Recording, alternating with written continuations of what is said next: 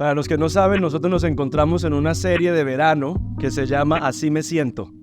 Y hemos estado hablando sobre las emociones y cómo entender y abordar nuestras emociones a la luz de la palabra del Señor. Y hoy nos corresponde hablar de la vergüenza. Y el título entonces del sermón el día de hoy es Sinvergüenza. María, a los 5 años, fue víctima de abuso, con contacto físico y sin contacto físico a lo largo de 15 años, por parte del mismo agresor. Él vivía cerca de su casa, así que encontrárselo con frecuencia hizo que ella creciera con miedo y mucha vergüenza. Él, con su mirada morbosa, con su constante acoso y con las cosas que le decía, la hacían sentir culpable, sucia, avergonzada. María no quería pasar por la calle en la que él vivía, buscaba formas de evadirlo o tomaba otra ruta si sabía que él estaba allí. La emoción principal con la que luchó María fue la vergüenza. Creo que esta emoción es común para todos nosotros, todos la hemos sentido alguna vez. La vergüenza es una emoción social que muchas veces, aunque la gente no sabe lo que estamos pasando, la vergüenza nos hace sentir ese rechazo por parte de la gente que nos mira. La experimentamos en la familia cuando todo el tiempo lo que encontramos es una crítica constante, cuando los padres hacen comentarios inapropiados frente a la visita. Padre latino suele hacer comentarios cuando llega la visita, ¿cierto? Cuando se usa un aspecto físico de nosotros para burlarse de nosotros. Cuando tu manager te dice que eres un inepto, un incompetente.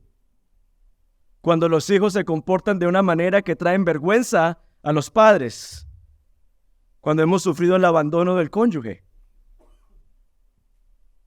Y sobre todo, cuando ante Dios el pecado genera vergüenza. En los 2 ejemplos que hemos visto hasta aquí, hemos visto el caso de María, que sufre una vergüenza no justificada, o sea, una vergüenza como víctima, pero también está el tema de la vergüenza de nosotros como pecadores y las consecuencias que trae nuestro pecado. Una de ellas es vergüenza. ¿Qué tienen en común la vergüenza como víctima o como agresores? Bueno, el pecado. Ese es el punto que genera la vergüenza. Y es importante diferenciar entre la culpa y la vergüenza. Porque de alguna manera la culpa nos dice, usted ha hecho algo mal. Usted ha hecho algo que es incorrecto. Pero la vergüenza, de alguna manera, nos lleva a definir nuestra identidad sobre la base de eso que hemos hecho que es incorrecto. O sea, no es simplemente yo he hecho algo que es incorrecto o he pecado, sino que usted sí es un inepto, usted sí es muy poca cosa, ¿no? Yo sí soy un estúpido, yo sí soy un tonto. Es como nos sentimos cuando hemos hecho algo que nos trae vergüenza, ¿no? Uno inmediatamente eso lo proyecta sobre nuestra identidad y así nos sentimos que somos. Así me siento.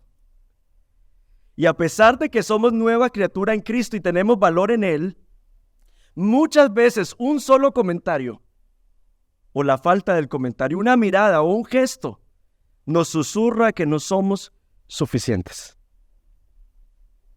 Y por eso, en el texto que vamos a estar estudiando, si el problema de la vergüenza es el pecado, entonces tenemos que comenzar por allí. ¿Cómo resolvemos el problema del pecado? Para poder resolver el problema de vergüenza. Y vamos a estar estudiando un salmo bastante conocido, el Salmo 51. El Salmo 51, y aquí vamos a mirar 3 prácticas para lidiar con la vergüenza. Vamos a hablar de 3 R's el día de hoy: reconocer, rogar y recibir. La primera R es reconocer que el pecado genera vergüenza. Versículos 1 al 6. Dice así la palabra del Señor: ten piedad de mí, oh Dios, ¿conforme a qué? Conforme a tu misericordia, conforme a lo inmenso de tu compasión, borra mis transgresiones. Lávame por completo de mi maldad, límpiame de mi pecado, porque yo ¿qué? Yo reconozco, ahí está la primera R.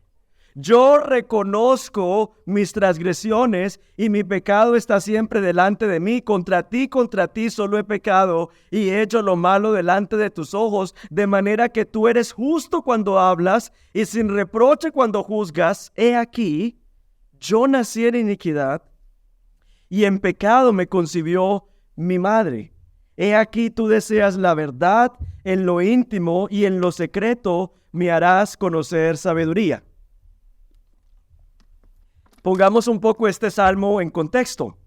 David, siendo el rey de Israel, estaba codiciando a una mujer que no era suya, trae a Betsabé, adultera con ella queda en embarazo. Para tapar su vergüenza, intenta que Urías, el esposo, se acueste con ella para hacer pasar el hijo como suyo. Las cosas no le resultan a David, entonces manda a Urías a la guerra para que sea puesto en la primera línea de batalla y muera. Así Betsabé quedará viuda y él puede quedársela oficialmente. Esto en la vida de David genera una cadena de malas decisiones y Dios es tan misericordioso que envía al profeta Natán a confrontar a David por su pecado y en consecuencia, el bebé que nació murió, David se arrepiente de su pecado. Y este Salmo 51 es producto de esa conversación de Natán con David. Es la respuesta de David frente a la confrontación del Señor. Ahora, algo muy particular que vamos a ver nosotros en estos primeros 6 versículos es que David apunta a quién es Dios, a los atributos de Dios. No sé si se dieron cuenta cuando estábamos leyendo, pero en los primeros versículos David menciona que Dios es misericordioso y compasivo. Pero luego en la medida en que va avanzando dice, pero Dios es justo, es verdadero y es sabio. Y David se enfoca en los atributos de Dios. Él enfrenta esa tensión de la perfección de los atributos de Dios. Por un lado, queremos creer que Dios es suficientemente compasivo para perdonarnos, misericordioso para extendernos su perdón, pero también sentimos el peso de su santidad y su justicia. O sea, primeros versículos, Dios es misericordioso y compasivo. Los últimos versículos, pero Dios es justo, Dios es sabio, Dios es verdadero, Dios juzga. Y entonces está esa tensión entre la misericordia de Dios y al mismo tiempo la justicia y la santidad de Dios en esta confrontación. ¿Qué lleva a David a reconocer su pecado? La santidad y la justicia de Dios. ¿Pero qué anima a David a reconocer su pecado? La misericordia y la compasión de Dios. Los dos al mismo tiempo. Tenemos que reconocer que nuestro pecado nos distancia de Dios, no encaja en la santidad de Dios. Y eso, hermanos, debería generarnos vergüenza. David ha caído a lo más bajo. Y por eso él menciona transgresión, maldad, pecado, iniquidad. Usa todos los sustantivos posibles para describir lo que ha hecho delante de Dios. Pero aunque él sabe que su pecado lo aleja de Dios, sabe que lo único que lo puede acercar a Dios nuevamente es la misericordia y compasión del Señor. Así que la vergüenza no solamente nos aleja, pero nos recuerda la necesidad que tenemos del perdón de Dios. La vergüenza nos hace sentir desnudos. Y es por eso que muchas veces intentamos resolver nuestra vergüenza sin Dios. Eso es lo que encontramos en Génesis 3, versículo 7. Entonces fueron abiertos los ojos de ambos y conocieron que estaban ¿cómo? Desnudos. ¿Y qué trataron de hacer? Ellos cosieron hojas de higuera y se hicieron delantales. Antes del pecado no había vergüenza. Una vez entra el pecado, entonces ellos se dan cuenta que están desnudos, sienten vergüenza, se sienten expuestos y lo primero que ellos hacen es ellos mismos construir un camino para resolver su problema. Se hicieron delantales. Otra vez, ellos no solamente quieren cubrir su cuerpo, quieren cubrir ese sentimiento de sentirse indignos, sucios, culpables, pecadores frente a Dios. Y por eso, hermanos, es que después de Adán y Eva, Todos nosotros nacemos con esa inclinación al pecado. David no dice en este salmo, no es que yo caí porque es que no me puedo resistir, es que ella era muy hermosa, entonces no me podía resistir, o culpa de ella que se estaba bañando en el lugar incorrecto. Porque nosotros somos expertos, ¿no?, en justificar nuestro pecado. No es que la culpa es de ella, no es que ella estaba en el lugar incorrecto, es que ella... No, David dice, en realidad el problema es mío. Versículo 5. En pecado me concibió mi madre. La razón por la que todo esto ha ocurrido es mi culpa, es mi responsabilidad. Y cuando él dice que en pecado lo concibió su madre, él no está diciendo que él fue producto de una relación ilegítima. Lo que él está diciendo es que todos nosotros nacemos sujetos a la naturaleza pecaminosa. No es como dice Rousseau, que el hombre nace bueno y la sociedad lo corrompe. Nosotros nacemos desde el momento cero con una inclinación al pecado. Y el pecado genera en nosotros, o debe generar en nosotros, vergüenza.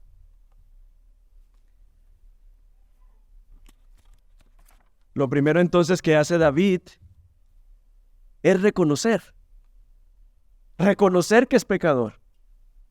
O reconocer que han pecado contra... En el caso de él reconoce que es pecador. Y en el caso de la vergüenza recibida, reconocer, no tratar de ignorar o vivir en negación de que han hecho algo contra nosotros y nos ha afectado. Tenemos que reconocer el pecado. Pero no nos podemos quedar allí en reconocer y pasamos a lo segundo que vemos nosotros en este salmo, que es rogar por la obra purificadora de Dios, que es lo que quita la vergüenza. Y me llama mucho la atención porque aquí hay un cambio.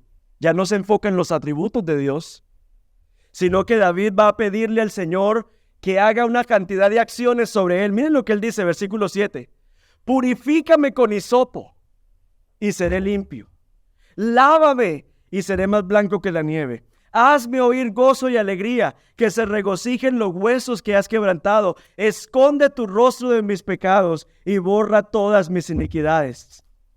Crea en mí, oh Dios, un corazón limpio. Renueva un espíritu recto dentro de mí. No me eches de tu presencia. No quites de mí tu Santo Espíritu. Restitúyeme el gozo de tu salvación y sosténme con un espíritu de poder. David pide al Señor ser lavado y purificado. Y es interesante porque estos versículos tienen todo un asunto de lávame, purifícame, y para poder disfrutar de tu presencia. Y todo este tema de lávame, purifícame, evoca todos estos rituales que tenía Israel en el templo, con el propósito de que el pueblo de Dios pudiese disfrutar de la presencia del Señor. Y David lo que está reconociendo es: yo sé que mi pecado está delante de mí y yo quiero disfrutar de tu presencia, y yo sé que no es tan fácil, no es tan sencillo. Yo necesito una intervención de Dios para poder pasar de mi pecado a disfrutar de su presencia. Yo necesito que Dios intervenga, y por eso en este salmo él le pide al Señor: purifícame, lávame, hazme, esconde, crea, renueva, no me eches, restitúyeme, sosténme. Todos estos son clamores que le hace a él el Señor para que Dios intervenga en su vida. David no puede hacer otra cosa. No puede ser su propio salvador. Todos los verbos de acción, Dios es el sujeto de todos esos verbos. Él quiere disfrutar de la presencia del Señor, pero no puede. Y algo muy interesante que dice el primer versículo es: purifícame con hisopo. Y en Levíticos 14, versículos 6 al 7, se nos dice a nosotros que el hisopo se usaba en el ritual de purificación de los leprosos. Y básicamente lo que genera la lepra lo que genera es una insensibilidad. Que por eso la gente puede poner la mano en el fuego, no siente nada. De hecho, no sé si han escuchado de una historia que la gente leprosa amanecía sin los dedos. Porque también los ratoncitos venían y se comían los dedos, y la persona no tenía sensibilidad porque la lepra generaba insensibilidad, genera insensibilidad a tal punto que la persona no siente. Y David está reconociendo, Señor, yo estaba como ese leproso, como un leproso espiritual, insensible a tu voz. Porque hermanos, el Señor es tan misericordioso que siempre cuando estamos desbocados frente al pecado, usa sus medios de gracia para hacernos entender que vamos por el camino que no es. Pone señales, pone personas para ayudarnos a entender que por ahí no es, que podemos hacer un U-turn, que podemos volver a Él en su misericordia. El Señor nos habla de muchas maneras. Pero muchos de nosotros andamos como David, desbocados en nuestro propio pecado.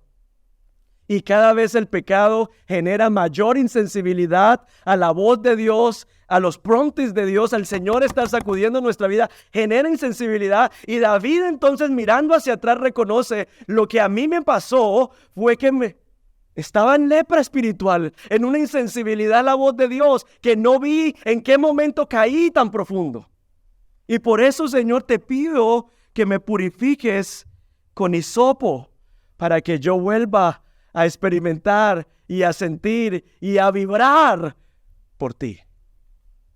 Renueva un espíritu dentro de mí, crea en mí, Señor. Y es muy curioso, hermanos, que en toda esta cadena de pecados, David estaba protegiendo su trono. David estaba protegiendo tal vez su reputación, su posición.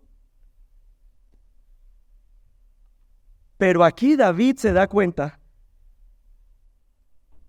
que lo más valioso que el ser humano puede tener no es una corona, no es un trono, no son sirvientes, es acceso a la presencia de Dios. Y cuando Dios, a través del quebrantamiento, le permite ver a David la distancia que hay por el pecado entre él y Dios, él dice: ¿a mí qué me estaba pasando? Si lo más grandioso que puede tener el ser humano, el privilegio más grande, es poder contar con la presencia de Dios en su vida. Poder decir: yo tengo intimidad con Dios. Por eso cuando dice que el velo se rasgó, el mayor privilegio que usted y yo tenemos es poder entrar hasta la presencia de Dios, el trono de la gracia de Dios, para recibir de ahí misericordia y oportuno socorro.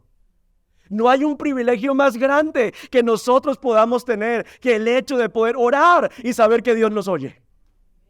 El hecho de saber de que Dios está con nosotros, la presencia de Dios. Y David dice: ¿a mí qué me estaba pasando? O sea, qué estúpido yo. ¿Cómo iba yo a reemplazar esto? Señor, por favor, dice David aquí: no apartes de mí tu Santo Espíritu, no escondas de mí tu rostro, hazme oír, no me eches de tu presencia. Cuando el hombre entiende que lo más grandioso que hay en nosotros es la presencia del Señor en nosotros. Por eso la madurez espiritual es muy distinto a esta. A veces la gente dice: no, es que el cristianismo es una religión de reglas. Que no hagan esto, que no hagan lo otro, que no es... No, eso mejor dicho, esa es la religión del no. Y en sí no es así. Es que nosotros, ahora que estamos en Cristo, que entendemos el perdón que Él nos ha dado, valoramos tanto su presencia, valoramos tanto lo que de Él tenemos, valoramos tanto el privilegio de haber sido hechos hijos de Dios, que nosotros no cambiamos eso por las cosas temporales, pasajeras de este mundo. Es porque valoramos, porque nuestros ojos han sido abiertos y hemos visto los tesoros que se encuentran en Cristo Jesús. Pero claro, nosotros en vez de correr al Señor, nosotros corremos a esconder la falta, porque no queremos que la gente nos vea y nos recuerde nuestro pecado.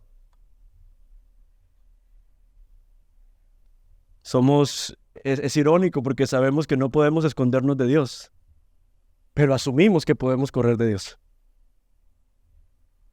Dejamos las disciplinas espirituales, nos dejamos de congregar, nos alejamos un poco de toda la gente que sabemos que nos va a poner temas de Dios y no queremos. A veces es tan doloroso que preferimos callarlo por años. Gente cargando asuntos no resueltos por 30 años, 20 años, 15 años. Y seguimos recurriendo a las hojas de higuera, títulos, posiciones, casas, dinero, pensando que eso va a resolver nuestra vergüenza, nuestra culpa, nuestro pecado. Y ahora con las redes sociales mucho más. Porque en medio de los filtros, la realidad editada, la gente parece que puede desaparecer temporalmente su vergüenza. Mostrarse como quieren, aceptables, agradables, prometedores. Y algo que he notado muy curioso es que cuando ocurre algo extremadamente vergonzoso, la gente busca ponerle un contrapeso a eso en las redes sociales. Todo está bien, todo está perfecto, aquí no está pasando nada, estamos en esto, estamos en lo otro, como una manera de ponerle contrapeso a la vergüenza. Cuando lo que el Señor nos invita a hacer no es a que nosotros tratemos de cubrir nuestra vergüenza con hojas, sino que vengamos a Él porque Él es el único que nos puede vestir. No es tan sencillo. Todo lo que David le pide aquí al Señor en los verbos, crea en mí un corazón nuevo. O sea, eso es un tremendo milagro está pidiendo David aquí, ¿no? Es tan tremendo que por eso necesitábamos la cruz de Cristo. La cruz es la máxima muestra de Jesús entrando en la vergüenza humana. Los evangelios detallan la forma en la que el cuerpo de Jesús fue violentado y sometido a vergüenza pública. En Mateo 27-28 dice que los soldados le quitaron la ropa, pusieron un manto con el propósito de burlarse. Él fue azotado, escupido, empujado, maltratado. Le pusieron una corona de espinas. En otras palabras, Jesús allí estaba asumiendo la posición de víctima. Todos los sujetos que hacían la acción eran los soldados. Era la gente. Jesús estaba recibiendo el insulto, el escupitón, el empujón, el ser despojado de su ropa. ¡Qué vergüenza! Estaba mirando en los evangelios y 3 veces se menciona que fue despojado de sus ropas en 3 lugares distintos. Luego ser crucificado en una cruz, en una plaza pública, con su cuerpo expuesto. Y uno dice, ¿y por qué eso era necesario? Porque el pecado genera vergüenza y por eso si Jesús iba a tomar nuestro lugar, no podía ser una muerte sin vergüenza.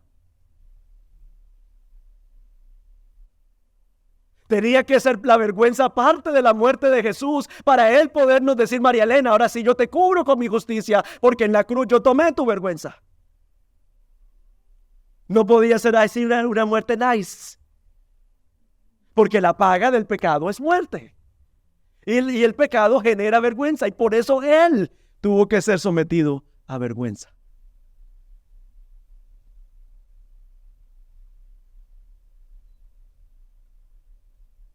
Cristo soportó ser desnudado para que ahora nosotros podamos ser vestidos.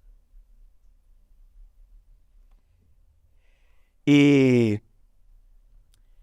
Corrie ten Boom describe la experiencia de ser desnudada y humillada junto a su hermana Betsy cuando estaban en el campo de concentración femenino en Ravensbrück, en alemán. Ella relata, fue una de esas mañanas en las que nos desnudaron y nos hicieron desfilar frente a los hombres del ejército nazi. Me sentí tan humillada y fue ahí cuando otra página de la Biblia cobró luz para mí. Él colgó desnudo en la cruz. Jesús había estado desnudo por mí. Es en la vergüenza y el despojo de los vestidos de Jesús que las víctimas del tráfico humano pueden encontrar restauración. que estas jovencitas que desfilaban desnudas frente a los hombres del ejército nazi podían encontrar que no estaban solas en medio de su vergüenza, porque precisamente Jesús, en su obra y en su vergüenza, se solidariza, toma sobre sí la vergüenza y el dolor de la humanidad, para que a través de la cruz nosotros recordemos que nunca vamos a pasar por una circunstancia de vergüenza sin tener la compañía y el sostén del Cristo que se entregó por nosotros. Pero qué curioso que no solamente vemos en la cruz la posición de Jesús despojado, escupido, sino que vemos también en la cruz a Jesús muriendo como un criminal. Y por eso es que la cruz tiene dos partes la cruz. Tiene la parte de la víctima. En la cruz, la persona que ha sido agredida recibe restauración. Pero en la cruz también el pecador, el agresor, puede recibir misericordia, precisamente porque Jesús murió en la cruz como un criminal, precisamente porque el pecado de esa persona es de tal magnitud que ameritó que Jesús muriera en la cruz. Hermanos, en la cruz hay esperanza para la víctima y hay esperanza para el agresor. La cruz cubre la vergüenza de la víctima y del agresor de una manera que solo Jesús puede traer libertad y salvación en medio de esa situación. Hemos visto entonces que lo primero de nosotros es reconocer, lo segundo que nosotros necesitamos es rogar, pero lo tercero que nosotros necesitamos es recibir. Por gracia ahora caminamos en libertad y sin vergüenza. Y miren ustedes que los versículos 13 al 19 ya no son los atributos de Dios, ya no es la acción de Dios, sino que ahora el salmista entra en acción. O sea, ya ahora a la luz de lo que Dios ha hecho en mí, por mí, entonces el salmista dice, ¿cuál es la parte mía? Versículo 13. Entonces yo enseñaré a los transgresores tus caminos, y los pecadores se convertirán a ti. Líbrame de delitos de sangre, oh Dios, Dios de mi salvación. Entonces mi lengua cantará con gozo tu justicia. Abre mis labios, oh Señor, para que mi boca anuncie tu alabanza, porque no te deleitas en sacrificio. De lo contrario, yo lo ofrecería. No te agrada el holocausto. Los sacrificios de Dios son el espíritu contrito, el corazón contrito y humillado, oh Dios, que tú no despreciarás. Haz bien con tu benevolencia, Sión. Edifica los muros de Jerusalén. Entonces te agradarán los sacrificios de justicia, el holocausto, el sacrificio perfecto. Entonces se ofrecerán novillos sobre tu altar. Aquí entonces el salmista ya entra en acción. Primero en la acción de Dios, primero los atributos de Dios, luego en la acción salvífica de Dios, y luego entonces el salmista entra en acción. Y él dice varias cosas. Versículo 13, yo hablaré con libertad de tu verdad, enseñaré tu camino. En otras palabras, la buena noticia del evangelio es tan buena que yo no me la puedo quedar para mí solo. Lo que Dios ha hecho en mi vida es tan grandioso, me ha perdonado. Yo no me puedo quedar callado frente a lo que el Señor ha hecho en mi vida. Es como la mujer samaritana. Si saben la historia, ¿no? Que 5 maridos tenido, que el con el que ahora vive no es el tuyo, y esto y lo otro, y Jesús le declara todo lo que esa mujer ha dicho. ¿Y qué hace ella después de esto? Ella sale corriendo y le dice a todo el mundo, encontré un hombre que me ha hablado todo lo que yo he vivido, me ha dicho mi historia. No podemos callar, hermanos, frente a lo que el Señor ha hecho en nuestras vidas. Usted tal vez dirá, pero yo no tengo mucho que decir, yo no sé qué contar. Pues hermano, diga como el hombre ciego, yo no sé, yo lo que sé es que antes no veía y ahora veo. Contemos lo que el Señor ha hecho en nuestras vidas. Alguien dirá, por ejemplo, ve, pero este David tan descarado.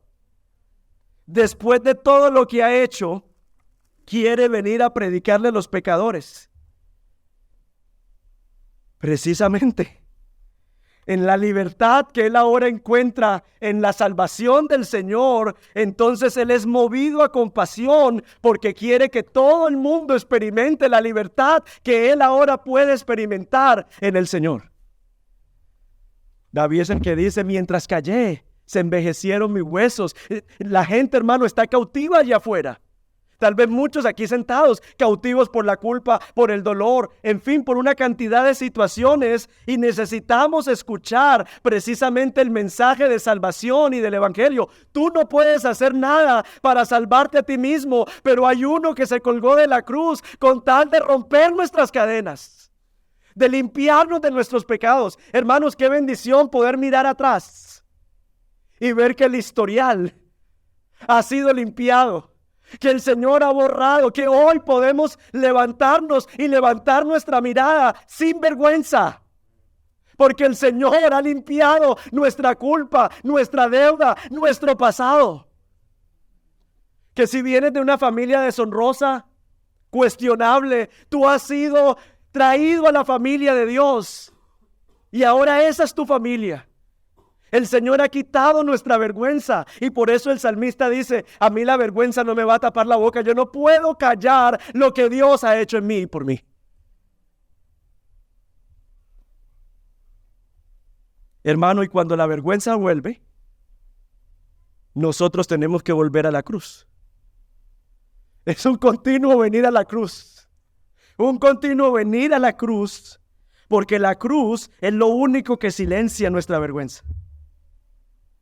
Una vida de constante renovación a través de la cruz va a hablar de la bondad de Dios y la gracia de Dios. No va a estar hablando, allá va el que me hizo daño. Uy, si me lo vuelvo a encontrar. No, vamos a hablar de la bondad del Señor, de la gracia del Señor, de la libertad que ahora tenemos en el Señor. Nuestra boca hablará de lo que el Señor ha hecho en nuestras vidas.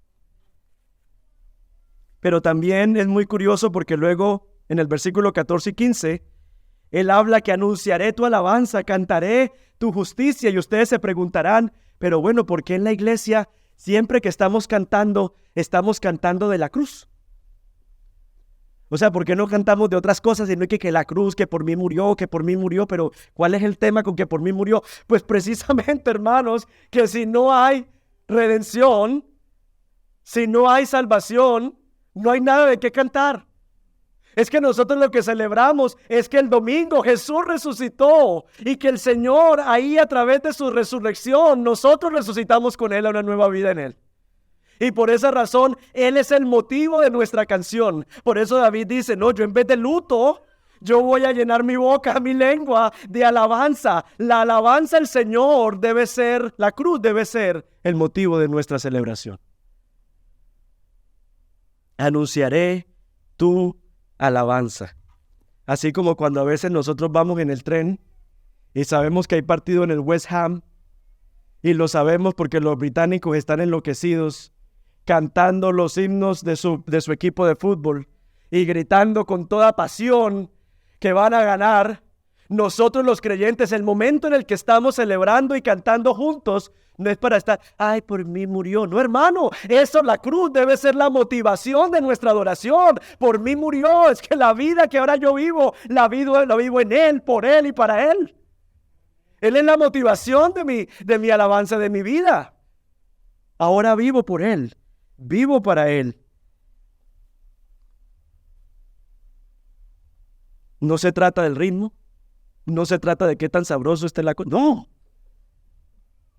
Se trata de la letra. ¿De quién trata la letra? ¿Qué dice la letra? La letra habla de lo que Él hizo por nosotros en el Calvario. Eso es lo que debe impulsar nuestra adoración, la cruz, su redención, su perdón, su salvación, que nuestras cadenas fueron rotas. Eso es lo que nos debe llevar a adorar al Señor, a cantar. Yo por eso, si está movidito, lo alabo. Si está un himno de esos, también lo alabo, porque se trata de la letra que estamos entonando y celebrando la victoria del Señor y lo que Él ha hecho por nosotros. Pero hermanos, los resultados de una vida que ha sido tocada por la cruz y que el Señor ha quitado su vergüenza. Número 1 es que quiere hablar de lo que el Señor ha hecho. Número 2 es que lo que Él ha hecho se vuelve el motivo, el motor, todo para su vida, su adoración, su vida gira alrededor de lo que pasó en la cruz. Y número 3, su vida está marcada por la humildad. Cuando uno sabe que no es por uno, que no es por los títulos de uno, que no es por los apellidos de uno, vivimos una vida sin tenernos que jactar, hermanos, y en la libertad de no tenernos que jactar. Ya no tenemos que competir con nadie. Si alguien dice que no, que él cocina, lava, trapea, esto, lo otro, es el empleado estrella, qué bueno. Porque eso era yo antes de Cristo, ya no necesito jactarme de nada. Ahora yo mi vida la vivo en gratitud, porque todo lo que tengo ha sido un regalo inmerecido que el Señor me ha entregado. Nos pasa un poco como cuando a mí me pasó una oportunidad que me invitaron a un matrimonio y alguien me regaló un traje y ese traje estaba, pero vea, guapísimo. El traje, no el que se lo puso, sino el traje. Entonces, claro que yo a veces he dicho que no es el traje, sino es el gancho, ¿no? Pero ya me estoy jactando, ya estoy pecando. Y entonces llegué a ese matrimonio y todo el mundo era, ay, pero qué traje tan espectacular. Y qué horror uno tener que decir, me lo regalaron. Uy, pero usted tiene mucho gusto. No fui yo, me lo regalaron. Uy, pero ¿cuánto le costó? Y yo, no lo pagué yo, me lo regalaron. Así anda el creyente con la nueva vida en Cristo. Me la regalaron, me lo dieron, me lo entregaron, lo escogió Él. Uy, pero cómo el Señor te ha abierto caminos. Yo ni siquiera hubiese escogido eso para mí, pero el Señor... O sea, nos toca estar constantemente como con el traje, diciéndole a la gente, me lo dieron, me lo regalaron, fue su escogencia, fue su decisión, Él lo pagó. Una vida marcada por la humildad. Y por eso dice aquí que un corazón contrito y humillado, Él no lo desprecia. Es una vida que sabe que lo que tiene, lo que es y lo que vale, depende y está anclado al Señor. Ya no somos la última Coca-Cola en el desierto. Y la humildad, hermanos, nos permite ser una comunidad en donde uno puede hablar con los demás sin vergüenza. En donde uno tiene permiso para ser vulnerable. Porque no tengo que competir con nadie. Porque todos bebemos de la misma fuente inagotable. Y porque yo con toda honestidad puedo decirle, ve, te necesito, puedes orar por mí, ayúdenme, necesito ayuda, necesito oración. En donde yo no tengo que mostrarme como el que tengo la vida resuelta, como el que siempre tengo las cosas bajo control. No, puedo renunciar a la esclavitud de tener el control en mi vida para descansar en que es el Señor el que ahora tiene el control de mi vida y que yo vengo a Él con un corazón contrito y humillado. Señor, nada soy, nada tengo, lo que tengo es por tu gracia y lo que tengo y tendré será para ponerlo a tu servicio y para vivir para tu gloria y para ponerlo en servicio de mi prójimo. Así que, hermanos, en conclusión, comenzamos con María. Para María, un momento clave de su proceso fue el día en el que pudo mirar a los ojos a su agresor y decirle que lo perdonaba. Y a partir de allí hasta el día de hoy, es Él quien la evita y agacha la cabeza cuando la ve. Cristo la ayudó a caminar sin miedo. Perdonarlo la liberó de la vergüenza. No es que ahora sean amigos, pero el perdón dejó las cosas en claro. María es una hija amada y perdonada por Dios. Y ese hombre es alguien que también necesita la gracia de Dios. Así que, hermanos, en Él está la solución para la víctima y para el agresor. Cristo cargó nuestra vergüenza para que nosotros hoy podamos caminar vestidos y sin vergüenza con su justicia.